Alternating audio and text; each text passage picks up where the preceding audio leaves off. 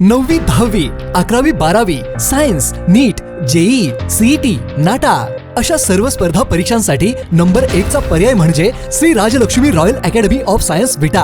इथे मिळतो number 1 result, number 1 teaching quality, 3D animated video lectures, live organ biology workshop, number 1 infrastructure, AC, digital classroom, library, study room, expert lectures from various fields, educational tours, exclusive workshop for personality development, Olympiad exam, foundation course, लाखो रुपयांची scholarship आणि दत्तक योजना ही आपल्या पाल्याच्या उज्ज्वल भविष्यासाठी आजच प्रवेश निश्चित करा।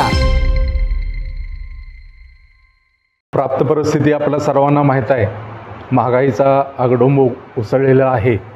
भाजप सरकार अनागोंदी कारभार करत आहे। प्राप्त परिस्थितीचा विचार न करता, उपलब्ध साधनाचा विचार न करता निर्णय घेत आहे। त्यामुळे सर्वत्र सर्वसामान्य लोकांचा हाल होत आहे। महागाईचा उच्चांक गाठलेला आहे। इंधन दर, पेट्रोल असेल, डिझेल असेल, गॅस असेल, या इंधनाचे दर मोठ्या प्रमाणात वाढलेले आहे। त्याबरोबर त्यांची टंचाईसुद्धा भेडसावत आहे।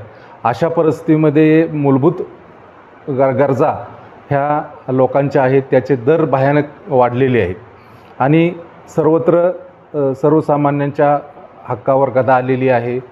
सर्वसामान्य नागरिक यातून होरपळून निघत आहे। त्याबरोबरच शेतकऱ्यांचं आपण पाहिलं तर शेतकऱ्यांच्या ज्या औषधं आहेत, जी खतं आहेत, त्याची टंचाई तर निर्माण झालेलीच आहे, परंतु त्याचे दरही गगनाला भिडले आहेत। त्यामुळे साहजिकच उत्पादन खर्च वाढलेला आहे, त्यांच्या मालाला भाव मिळत नाही। तीच परिस्थिती लाईटीची आहे। 24 तास लाईट उपलब्ध नसते, केवळ 8 तास लाईट उपलब्ध असल्यामुळे शेतकऱ्यांचे हाल होत आहे। त्याबरोबर सरकारने येऊ घातलेला अंतरिम जो करार आहे अमेरिकेबरोबर करायला लागलेला, तो ते शेतकऱ्यांच्या मुळावर उठलेला आहे आणि अशा परिस्थितीत शेतकऱ्यांचं भविष्यात जगणं मुश्किल होईल इतकी विदारक परिस्थिती आहे। तो जो करार आहे तो रद्द करावा ही आमची या निमित्तानं मागणी आहे।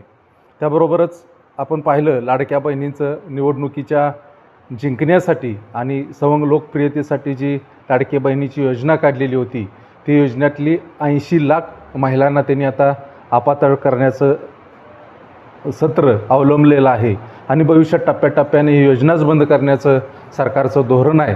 आमचं सरकारला आव्हान आहे की बाबा, आपण इलेक्शनमध्ये जे शब्द दिलेला आहे, माता भगिनींना जो शब्द दिला आहे तो आपण शेवटपर्यंत पाळावा।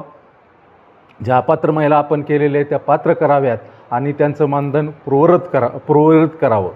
त्याबरोबरच हे जी परिस्थिती सर्वत्र निर्माण झालेली आहे, महागाईमुळं बेरोजगारी वाढलेली आहे आणि बेरोजगारांना या निमित्तानं भत्ता जोपर्यंत त्यांना हाताला काम मिळत नाही तोपर्यंत त्यांना भत्ता मिळावा, ही सुद्धा मागणी आम्ही केलेली आहे। अशा ह्या सर्व मागण्या घेऊन येत्या 5 तारखेला शुक्रवारी आम्ही सकाळी 10 वाजता या काँग्रेस कमिटीच्या कार्यालयापासून ते तहसीलदार कार्यालयापर्यंत आम्ही मोर्चा काढणार आहे। मोर्चात सर्व माता भगिनी, आबालवृद्ध सामील होणार आहेत। काँग्रेस कमिटीचे सर्व शहर काँग्रेस कमिटी असेल, तालुका काँग्रेस कमिटी असेल, त्याबरोबरच काँग्रेस कमिटीचे विविध सेल असतील। या निमित्तानं आम्ही तहसीलदार साहेबांना, प्रांत साहेबांना आणि विविध पदाधिकाऱ्यांना अगदी मुख्यमंत्री, पंतप्रधान, राष्ट्रपतीपर्यंत हे निवेदन देणार आहे आणि या निवेदन देऊनसुद्धा काही कारवाई नाही झाली तर मात्र मोठं जनआंदोलन उभा करणार आहे। सर्व जनतेला बरोबर घेऊन काँग्रेस पक्षाच्या वतीनं मोठं जनआंदोलन छेडलं जाईल।